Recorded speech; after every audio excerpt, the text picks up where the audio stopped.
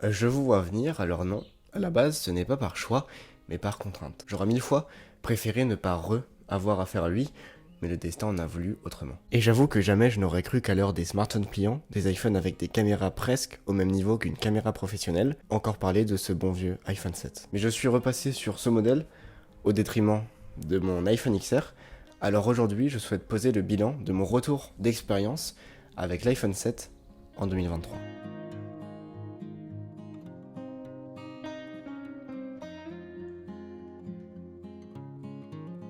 Pour commencer, passons rapidement sur la partie la plus ennuyeuse de cette vidéo, les spécifications techniques. Et sans grande surprise, vous vous en doutez, il n'est clairement plus à la hauteur pour un smartphone en 2023. Son processeur à diffusion n'est plus que l'ombre de lui-même, il chauffe, ça rame dès que l'on utilise plusieurs applications.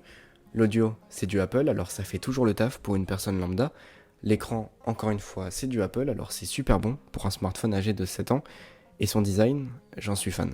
Oui, j'en suis encore plus fan que celui de mon regretté XR, mais pas autant que mon Mac, faut pas abuser. J'en suis fan car de par son design et contrainte de son âge, il se contente d'aller à l'essentiel. Son format ne donne pas envie d'y passer tout son temps, sa puissance n'est pas au rendez-vous, et paradoxalement, je trouve que ça lui donne un certain charme. Il me rappelle la raison d'être de base d'un smartphone.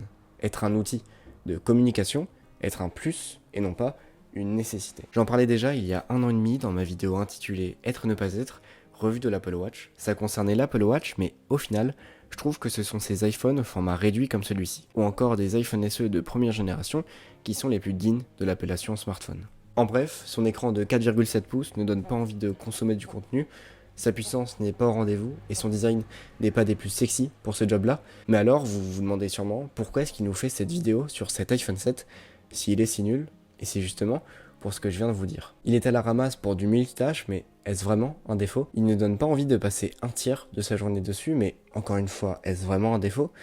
Et par-dessus tout, il a une batterie nulle qui ne permet pas de faire ce que je viens de vous citer, mais encore une fois, est-ce vraiment un défaut? Et comme le montre ce sondage que j'ai posté sur Instagram, la majorité d'entre vous jugent que ce sont des défauts, et je comprends, parce que nous sommes dans une société où il y a comme un besoin, un devoir, d'être informé de tout, d'être connecté en permanence. J'en parlais déjà dans ma dernière vidéo, et c'est sûr qu'avoir des smartphones toujours plus grands avec des écrans énormes et fluides, ça n'aide pas à arranger les choses. En vérité, je vous fais cette vidéo pour 2 raisons. La première, parce que j'aime vraiment cet iPhone 7. Et la seconde, parce que j'ai jugé bon de vous parler de ce sujet qui est, selon moi, un problème d'actualité. J'en ai pris conscience il y a quelque chose comme 1 an, et depuis, j'essaie de limiter mes utilisations, et cet iPhone, je dois avouer qu'il m'a aidé. Pour conclure, j'adore cet iPhone 7. Ses seuls vrais défauts, c'est que, comme vous pouvez le voir, sa caméra est cassée, merci Alex, et le deuxième, c'est qu'il n'est plus mis à jour. Je pense le garder encore quelques temps jusqu'à ce que je puisse me permettre de me prendre un iPhone SE2, mais pour être honnête, si ma caméra n'était pas cassée, je pense que je l'aurais gardé encore quelques années. Merci d'avoir regardé cette vidéo. Nous, on se retrouve dans 2 semaines, à la même heure. C'était Aaron. Salut.